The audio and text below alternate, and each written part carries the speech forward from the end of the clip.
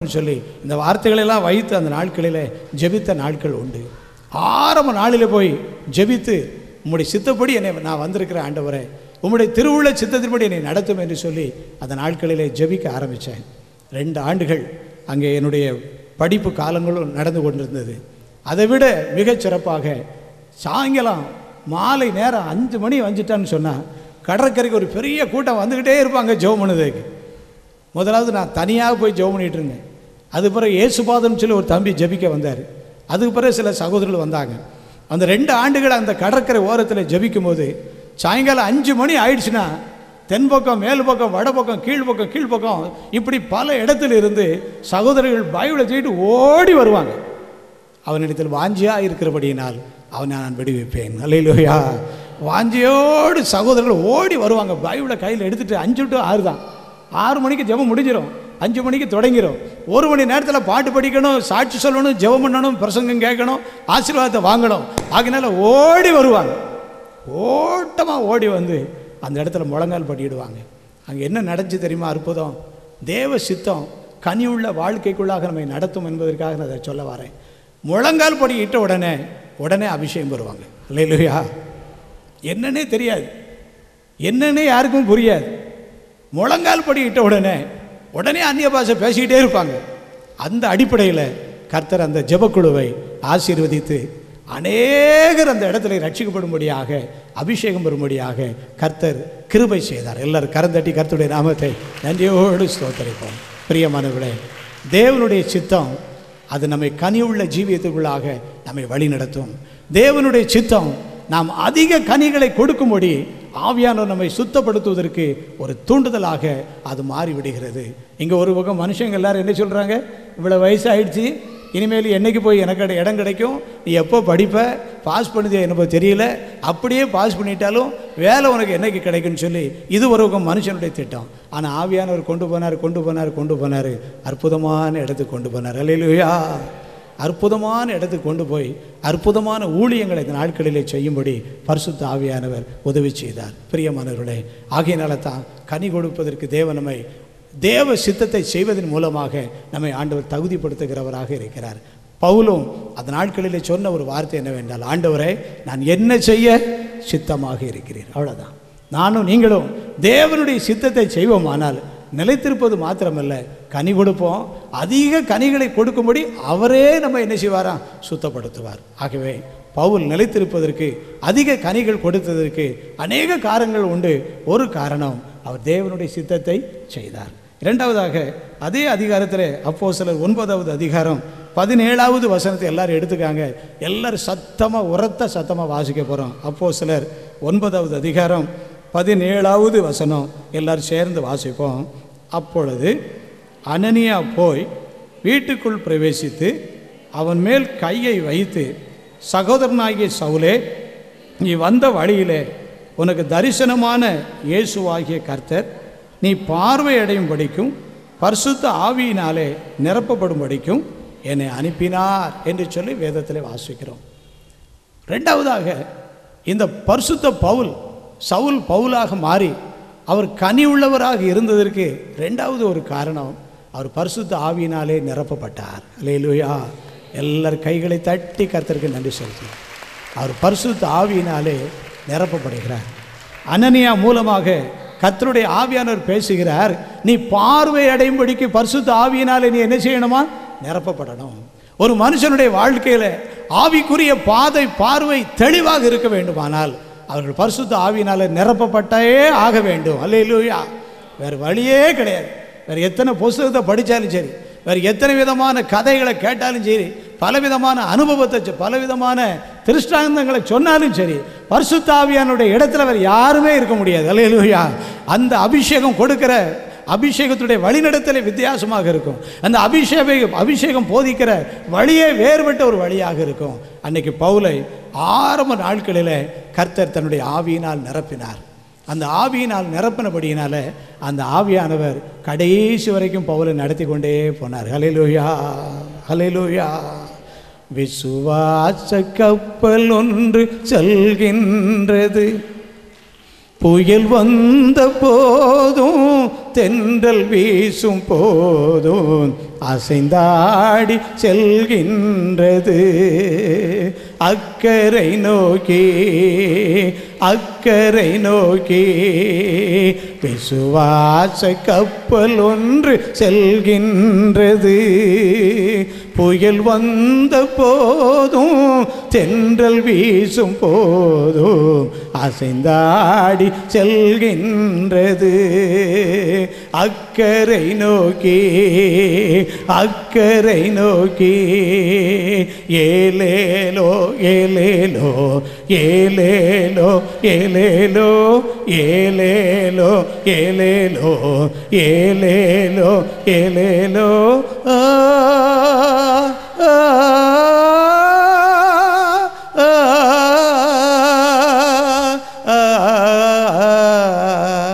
அல்லேலூயா. ஆவியானவர் பவுலை நிரப்பினார். அப்படியே நிரப்பி அப்படியே அழகாக கொண்டு போகிறார். என்னை உங்களையும் கனி உள்ளவர்களாக கர்த்தர் மாற்ற வேண்டுமானால் கர்த்தருடைய ஆவியினால் இன்னும் நாம் என்ன செய்யணும்? நிரப்பப்படணும், இன்னும் நிரப்பப்படணும். இதெல்லாம் போதாது, இதெல்லாம் போதாது. ஆண்டவரே என்னை என்ன செய்யும்? நிரப்பும், நிரப்பும். தனிமையான இடத்துல போய் போராடி ஜெபம் பண்ணுங்க. குழுவாக சேர்ந்து போராடி கேளுங்க. குடும்பமாக சேர்ந்து, சபையாக சேர்ந்து, ஐக்கியமாக சேர்ந்து ஆவியானவரை எங்களை அளவில்லாமல் எங்களை நிரப்பும்.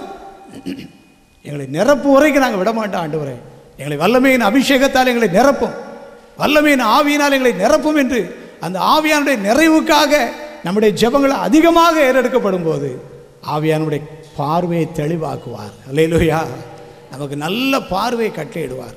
நம்முடைய விசுவாச பார்வை, நம்முடைய ஊழியத்தின் பார்வை, நம்முடைய குடும்பத்தை குறித்து நமக்கு இருக்கிற பார்வை, அநேகரை குறித்து நமக்கு இருக்கிற பார்வை ஒரு சந்தேக பார்வையாக நிச்சயம் அது இருக்கவே இராது. ஒரு விசுவாச பார்வை நமக்குள்ள வந்து கொண்டே இருக்கும். இவங்களை கர்த்தர் ஆசீர்வதிப்பார், இவங்களை கர்த்தர் ரட்சிப்பார், இவங்களை கர்த்தர் அபிஷேகம் பண்ணுவார், இவங்களை கர்த்தர் தொடுவார், இவர்களுக்குள்ளாக தேவனுடைய கிருபை வெளிப்படும் என்கிற ஒரு பெரிய அபிஷேக பார்வையை தேவனுக்கு தர வல்லவராக இருக்கிறார். எல்லாரும் கரந்தடி கர்த்தருடைய நாமத்தை நன்றியோடு ஸ்தோத்திரிப்போம். கர்த்தர் நல்லவராக இருக்கிறார். பிரியமானவர்களே, அபிஷேகத்தை அதிகமாக நாம் பெற்றுக்கொள்ளணும். இந்த ஆண்டில் நம்முடைய ஐக்கியத்திற்கு ஆண்டவர் கொடுத்த வாக்குத்தத்தம் என்னன்னு சொன்னால் அந்த அபிஷேகம் சகலத்தையும் குறித்து உங்களுக்கு போதிக்கும். ஆமேன் சொல்லுங்கள் எல்லாரும். ஆமேன், ஆமேன், ஆமேன். அந்த அபிஷேகம் சகலத்தையும் குறித்து உங்களுக்கு போதிக்கும் என்று சொல்லப்பட்ட வார்த்தையின்படி தான் அந்த அபிஷேகம் நம்மளை போதித்து கொண்டே இருக்கும். பிரியமானவர்களே, நாம் நிலைத்திருக்க வேண்டுமானால், கனி கொடுக்க வேண்டுமானால், ஆண்டவர் இன்னும் நம்மை அதிகமாக சுத்தப்படுத்த வேண்டுமானால் நம்ம இஷ்டப்படியே நம்ம என்ன செய்யக்கூடாது, போகக்கூடாது. நம்மளை கொண்டு போகிறது யாராக இருக்கணும்? பரிசுத்த ஆவியானவராக இருக்கணும். நல்ல கவனிங்க எல்லாரும். இந்த தேட்டர் ஜெபத்துக்கு நீங்கள் வருவதும் கூட ஆவியானுடைய நடத்தலோடு நீங்கள் வரணும். நீங்கள் ஆலயத்துக்கு போகும்போது ஆவியானுடைய நடத்தலோடு போகணும். நீங்கள் ஐக்கிய ஊழியத்துக்கு வரும்போது ஆவியானுடைய நடத்தலோடு வரணும். வீட்டில் ஒரு காரியத்தை நீங்கள் ஒழுங்கு செய்து நடத்தும் போதும் கூட யாருடைய துணையோடு செய்யணும்? ஆவியானுடைய துணையோடு நம்ம செய்ய செய்ய செய்ய செய்ய ஆவியானவருக்கு முழு பாதுகாப்பை தருவார். அல்லேலூயா. நாளைக்கு அதில் ஒரு சின்ன பிரச்சனை வரும்போது நம்ம யாரை சொல்லிடலாம்? சொல்லுங்க, ஆவியானவரை சொல்லிடலாம். பிரச்சனை வருமா?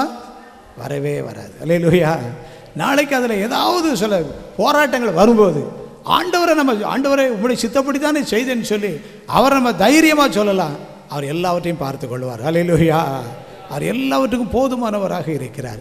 ஆகையினால தான் பரிசுத்த ஆவியானவருடைய அபிஷேகம் ஒரு மனிதனுக்குள் வரும்போது அவர்கள் மிகுந்த கனிகளை கொடுக்கும்படியாக கர்த்தர் அவர்களை சுத்தப்படுத்துகிறவராக இருக்கிறார். அல்லேலூயா, அல்லேலூயா, அல்லேலூயா, அல்லேலூயா. மாம்சமான யாவர் மேலும் ஆவியை ஊற்றுவேன் என்றேன். மாம்சமான யாவர் மேலும் ஆவியை ஊற்றுவேன் என்றீர். மூப்பர் வாலிபர் யாவரோ தீர்க்க தரிசனம் சொல்வாரே. மூப்பர் வாலிபர் தீர்க்க தரிசனம் சொல்வாரே. பொழிந்திடும் வல்லமை, உன்னதத்தின் வல்லமை, ஆவியின் வல்லமை, அக்கினியின் வல்லமை. பொழிந்திடும் வல்லமை, உன்னதத்தின் ஆவியின் வல்லமை, ஆவியின் வல்லமை, அக்கினியின் வல்லமை, ஒளிந்திடும் வல்லமை, உன்னதத்தின் வல்லமை, ஆவியின் வல்லமை, அக்கினியின் வல்லமை. அல்லேலூயா. இந்த அபிஷேகம் வந்து இறங்கும் போது எவ்வளவு பலகீனத்தோடு நம்ம இருந்தாலும் அந்த ஆவியானவரை பலப்படுத்துவார். அல்லேலூயா. பரிசுத்த ஆவி உங்களிடத்தில் வரும்போது நீங்கள் பலனடைவீர்கள். அல்லேலூயா. கனிகளை கொடுக்க தேவன் நம்மை பலப்படுத்துகிறார். அவர் அதிக கனிகளை கொடுப்பதற்கு நம்மை தகுதிப்படுத்துகிறார். பவுல் கனிகள் கொடுப்பதற்கு அநேக ரகசியங்கள் இருந்தது. ஒரு ரகசியம் தேவனுடைய சித்தத்தை செய்தார். ரெண்டாவது அதைவிட விசேஷித்த ரகசியம் பரிசுத்த ஆவியினால் நிரப்பப்பட்டார். இன்றைக்கு இங்கே இருக்கிற நீங்களும் நானும் தேவனுடைய ஆவியினால் நிரப்பப்பட்டவர்களாக இருந்தால்தான் அந்த ஆவியானவர் நடத்துவதை நம்ம என்ன செய்ய முடியும், காண முடியும். ஒருவேளை இந்த நம்ம குறைந்த நம்முடைய பாத்திரம், இருதய பாத்திரத்தில் இந்த ஆவியானவர் கொஞ்சம் போல இருந்தால் ஏதோ ஒரு சின்ன காரியத்தை உதவி இருக்கும். நம்முடைய பாத்திரம் நிரம்பி இருக்குமானால், நிரம்பி வழியுமானால் அநேகருக்கு நம்ம ஆசீர்வாதமாக இருப்போம். அல்லேலூயா, அல்லேலூயா. அதே தரங்கம்பாடிக்கு மறுபடியும் வரேன். தரங்கம்பாடியில் மறுபடியுமாக அந்த கூட்டங்களை நடத்தி கொண்டிருக்கும்போது கர்த்தருடைய ஆவியானவர் மறுபடியும் கிரியை செய்ய ஆரம்பிக்கிறார். ஒரு நாளிலே அந்த தரங்கம்பாடியில் மாலை நேரத்தில் ஒரு சாட்சி கூட்டம் வச்சுருந்தோம். அந்த சாட்சி கூட்டம் வைக்கும்போது அநேகர் சாட்சி சொன்னாங்க. பெரிய ஆட்கள், படிக்கிற பிள்ளைகள், சிறு பிள்ளைகள் அநேகர் சாட்சி சொல்லுவாங்க. அந்த சாட்சி சொல்லும்போது அநேகர் எழும்பி சாட்சி சொல்லும்போது அதில் ஒருத்தர் வந்து எழும்பினார். அவர் யார் அப்படின்னு சொன்னால், அவர் ஒரு பாஸ்டர், ஒரு போதகர், ஒரு போதகர், லுத்தரன் சபையில் உள்ள ஒரு போதகர். அவர் பேர் போதகர் ராஜ்குமார். அவர் எழும்பி ஒரு சாட்சி சொன்னார். என்ன சாட்சி சொன்னார்னு சொன்னால், நான் இவ்வளவு நாளும் செய்த ஊழியத்திற்கும் இப்போ நான் செய்கிற ஊழியத்துக்கு என்ன இருக்குது, ஒரு பெரிய வித்தியாசம். கைதட்டி கர்த்தரை மையப்படுது. அல்லேலூயா. இவ்வளவு நாளும் நான் செய்த ஊழியத்திற்கும் இப்போ நான் செய்கிற ஊழியத்திற்கும் ஒரு பெரிய வித்தியாசத்தை நான் என்ன செய்ய முடியுது, பார்க்க முடியும்னு சொன்னார். என்ன வித்தியாசம் சொல்லி அவரே விளக்கம் சொன்னார். முன்னால் அபிஷேகம் இல்லாமல் நான் என்ன செய்தேன், ஊழியம் செய்தேன். முன்னால் அபிஷேகம் இல்லாமல் ஊழியம் செய்தேன். இப்போ கர்த்தருடைய ஆவியானவருடைய நிறைவோடு நான் ஊழியம் செய்கிறேன்னு சொன்னார். அல்லேலூயா. ஆகையினால என்னுடைய பேச்சு, என்னுடைய பிரசங்கம் எல்லாம் மாறி போச்சு. என்னுடைய வார்த்தைகள் எல்லாம் வித்தியாசமாக இருக்குது. முன்னால் ஊழியத்தில் எனக்கு அடிக்கடி சோர்வு வரும். ஊழியத்தில் அடிக்கடி நான் தேங்கி ஊழியம் செய்வேன். இன்றைக்கி ஆவியானவரால் ஏவப்பட்டு நான் ஊழியம் செய்கிறேன்னு சொல்லி சொன்னார். எல்லாரும் கைதட்டி கர்த்தரை மையப்படுத்து. பிரியமானவர்களே, அன்றைக்கு அவர் கொடுத்த அந்த சாட்சி இன்றைக்கு என்னுடைய மனதில் நீங்காத ஒரு இடத்துல இருக்குது. என்ன நீங்காத இடம்னு சொன்னால், பரிசுத்த ஆவியானவர் ஒரு மனுஷனுக்குள்ளே வரும்போது அவர் கனி கொடுக்கிறார். அதிக கனிகளை கொடுக்கும்படி கர்த்தர் சுத்தப்படுத்துகிறார். அது மாத்திரமல்ல, அந்த ஆவியானவர் வரும்போது ஆவியானவருக்கு அவருடைய திட்டத்தின்படி நம்ம நடத்தும் போது நாம் ஒரு திட்டத்தை போட்டாலும் இந்த திட்டத்துக்கு அப்பாற்பட்ட முறையில் கர்த்தருடைய ஆவியானவர் நடத்துவார். அல்லேலூயா, அல்லேலூயா. அந்த திட்டத்தை எந்த மனுஷன் உடைக்க முடியாது. அந்த திட்டத்துக்கு விரோதமாக எந்த சத்துருவும் மேற்கொள்ளவே முடியாது. ஆகவே தான் தேவன் நமக்கு வெற்றியை கொடுக்கிறவராக இருக்கிறார். பவுல் அந்த நாட்களில் இந்த ஆவியினால் நிரப்பப்பட்டிருந்தபடியினால் தான் அவர் சொன்னார், நல்ல போராட்டத்தை போராடினேன், ஓட்டத்தை முடித்தேன், விசுவாசத்தை காத்து கொண்டேன், நீதியின் கிரீடம் எனக்கு வைக்கப்பட்டிருக்கிறது. எனக்கு மாத்திரமல்ல, இந்த பிரசனத்தை விரும்புகிற எல்லாருக்கும் என்று சொல்லி நமக்கும் சேர்த்து சொல்லிட்டு போயிட்டார். கைதடி கர்த்தரை மையப்படுது. அல்லேலூயா. அவர் இருந்த காலத்தில் நம்ம இல்லை, ஆனாலும் நமக்கும் சேர்த்து விசுவாசத்தோடு சொல்லிட்டு போயிட்டாருன்னு சொன்னால் ஆவியானவர் அவருக்குள் வைத்திருந்த அந்த மகா பெரிய கிருபையாகும். பிரியமானவர்களே, நம்ம எல்லாரும் எழுப்பி நின்று நம்ம ஜெபிக்க போகிறோம். ஆண்டவருமை ஆசீர்வதிக்க நம்மை வழி நடத்த சித்தம் உள்ளவராக இருக்கிறார். அல்லேலூயா. என்னிலே கனி கொடாதிருக்கிற கொடி எதுவோ அதை அவர் அறுத்து போடுகிறார். கனி கொடுக்கிற கொடி எதுவோ அது அதிக கனிகளை கொடுக்கும்படியாக அதை சுத்தம் பண்ணுகிறார் என்று சொல்லி வேதத்திலே நான் வாசிக்கிறோம். இன்றைக்கி முதலாவதாக நாம் ஜெபிக்கும் முன்னால் நம்முடைய கனிகள் எப்படிப்பட்ட கனிகளாக இருக்கிறது என்பதை நாம் முதலாவதாக ஆராய்ந்து பார்த்து நாம் ஜெபிக்க போகிறோம். நம்முடைய கனிகள் எப்படிப்பட்ட கனிகள்? இன்னும் ஜெபம் பண்ணாதபடிக்கு துணிகரமாக நாம் இருப்போமானால் நாம் கனியற்றவர்கள் என்பதை மறந்து போக வேண்டாம். இன்னும் நாம் ஜெபம் பண்ணாதபடிக்கு, இன்னும் வேதத்தை படிக்காதபடிக்கு, இன்னும் கர்த்தருடைய காரியத்திலே நாம் உற்சாகம் இல்லாமல் இருப்போம். ஆனால் தேவன் நம்மை அறுத்து போடுவதற்கு நமக்கு நாட்களை குறித்து வைத்திருக்கிறார். அந்த நிலைமை யாருக்குள்ள வரவே கூடாது. அது மாத்திரமல்ல, துணிகரமான காரியத்தை செய்வோமானால், துணிகரமாக பேசுவோமானால், ஊழியக்காரரை பற்றி, விசுவாசிகளை பற்றி, சபைகளை குறித்து, மற்றவர்களை குறித்து, மற்ற குழுக்களை குறித்து துணிகரமான வார்த்தைகளை பேசுவோமானால் கர்த்தர் சொல்வார், நீ புத்தீனமாய் பேசுகிறாய் என்று சொல்லுவார். அது மாத்திரமல்ல, யாரை குறித்து ஆகிலும் ஒரு கசப்பு நமக்குள் இன்னும் மாறாமல் இருக்குமானால் நாம் கனிகளை இழந்து விடுகிறோம் என்பதை தேவ சமூகத்தில் நின்று தாழ்மையோடு சொல்லிக் கொடுக்கிறேன். எல்லாரும் வாயை திறந்து ஜெபியுங்க. அன்றைக்கு சவுல் தாவீதை குறித்து சொன்ன வார்த்தை, ஈசாயின் மகன் என்று சொல்லி அவன் ஈசாயையும் தாவீதையும் குறித்து அவ்வளவு கேவலமாக, அவ்வளவு கீழ்த்தரமான வார்த்தைகளை பேசினான். கடைசியாக பேசினபடியினால அவனுக்கு கிடைத்த பலன் என்ன? தேவன் என்னை கைவிட்டார் என்று சொன்னான். இந்த வார்த்தையை கொண்டு எல்லாரும் ஜெபியுங்க. எல்லாரும் இந்த வார்த்தையை கொண்டு ஜெபியுங்க. கனி வாழ்க்கையில வேண்டும். கனி இல்லாத ஒரு ஜீவியம் இருக்குமானால் வாந்தி பண்ணக்கூடிய ஒரு ஜீவியம் என்பதை மறந்து போக வேண்டாம்.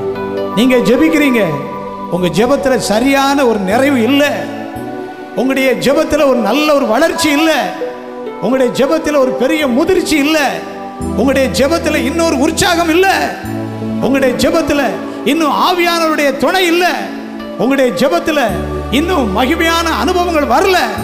ஆகையினால தான் நீங்க இன்னும் ஆண்டவரே என்னுடைய ஜெபத்தை சரிப்படுத்தி தாரும் ஆண்டவரே என்று சொல்லி நீங்கள் கேட்க அவசியமாக இருக்கிறது. அல்லேலூயா.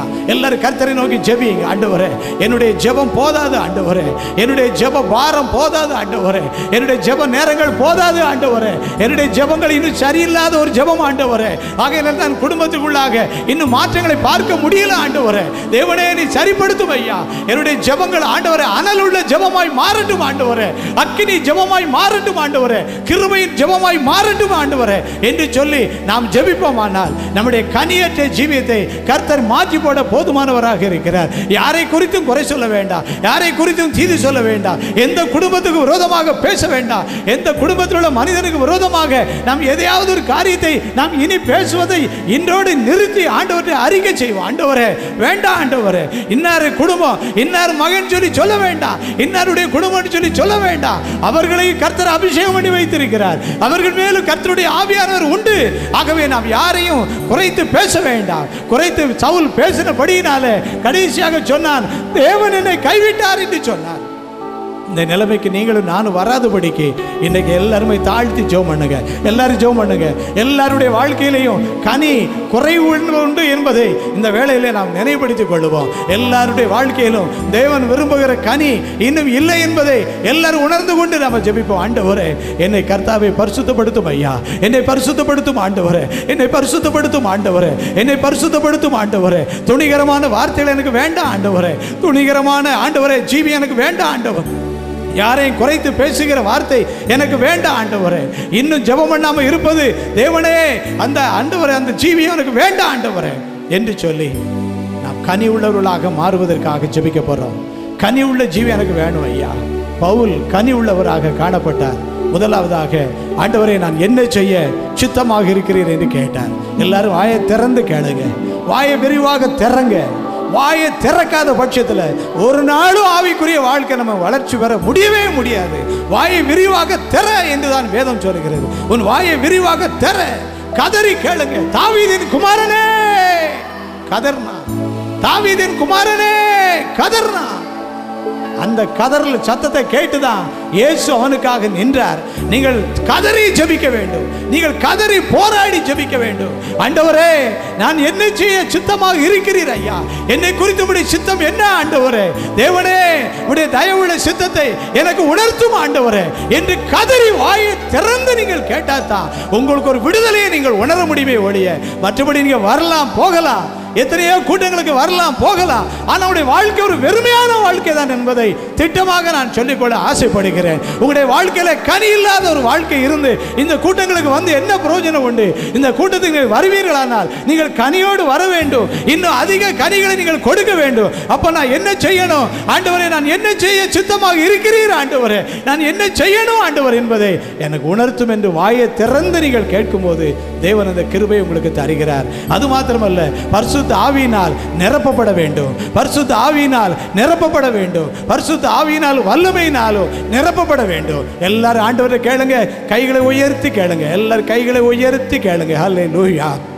ஆமென், ஆமென். தேவன் நமக்கு பயமுள்ள ஆவியை கொடாமல் பலமும் அன்பும் தெளிந்த புத்தியுள்ள ஆவியை தான் நமக்கு கொடுத்திருக்கிறார் என்று வேதம் சொல்கிறது. எல்லாருடைய பரிசுத்தமான கைகளை உயர்த்தி கேளுங்க. ஆண்டவரே, நான் பார்வையடைய வேண்டும் ஆண்டவரே, நான் பார்வையடைய வேண்டும் ஆண்டவரே, என்னுடைய விசுவாசத்திலே பார்வை வேண்டும் ஆண்டவரே, நான் பார்வை அடையும்படியாக ஆண்டவரே என்னை பரிசுத்த ஆவியினால் நிரப்பும் ஐயா, பரிசுத்த ஆவியினால் நிரப்பும் ஐயா.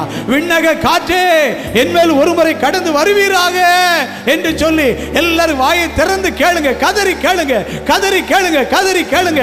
அந்த ஆவியானவர் உங்களை நடத்துவார், அந்த ஆவியானவர் உங்களை நடத்துவார். உங்களுக்கு யாரும் சொல்லிக் கொடுக்க வேண்டிய அவசியமே கிடையாது, உங்களுக்கும் எனக்கும் யாரும் போதிக்க வேண்டிய அவசியமே கிடையாது. நீ சரியாக அந்த ஆவியினால் நடத்தப்படுவீர்களானால் நீங்கள் யாரை தேடி போவீர்களோ அவர்கள் உங்களை தேடி வந்து கொண்டே இருப்பார்கள். அல்லேலூயா, ஆமென். அதுதான் பரிசுத்த ஆவியானுடைய நடத்துதல், அதுதான் பரிசுத்த ஆவியானுடைய நிரப்புதல், அதுதான் பரிசுத்த ஆவியானுடைய கிருபையாக நம்மை நடத்துகிற உன்னத வழிகள். எல்லாரும் கைதட்டி கர்த்தருக்கு நன்றி செலுத்தி, ஆண்டவரே இந்த வழி நடத்தல் எனக்கு தாரும் ஆண்டவரே, இந்த வழி நடத்தல் எனக்கு தாரும் ஆண்டவரே, இந்த வழி நடத்தல் எனக்கு தாரும் என்று சொல்லி நாம் கர்த்தரிடத்திலே காணப்படும் போது, கர்த்தரிடத்தில் ஜெபிக்கும் போது தேவன் இந்த விசேஷித்த கிருபையினாலே நம்மை நிரப்புகிறவராக, நம்மை ஆசீர்வதிக்கிறவராக இருக்கிறார். அல்லேலூயா. கடைசியாக அதே விண்ணக காற்று என்கிற பாடலை ஒரு கவி பாடி நாம் இந்த செய்தி வேளையும் ஜெப வேளையும் நிறைவு செய்ய இருக்கிறோம். எல்லாரும் கர்த்தருடைய சமூகத்தில் ஜெபிக்க போறோம். ஹல்லேலூயா, ஆமென், ஆமென், ஹல்லேலூயா.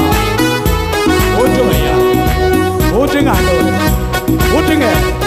என் பலகீனமான சரீரத்தில் உங்க ஆவியின் வல்லமை இறங்கட்டும் ஐயா. இன்னைக்கு நன்றாக நடக்க எனக்கு பலன் தாரும், நன்றாக நடக்க எனக்கு பலன் தாரும், நன்றாக பேச எனக்கு வல்லமையை தாரும், நன்றாக துதிக்க எனக்கு உதவி செய்யும். நிரப்புங்க, நிரப்புங்க, நிரப்புங்க, நிரப்புங்க ஆண்டவரே, நிரப்புங்க. ஓ ரீஷபா பாபா தீரபா கபரபா சங்கரபா, நிரப்புங்க.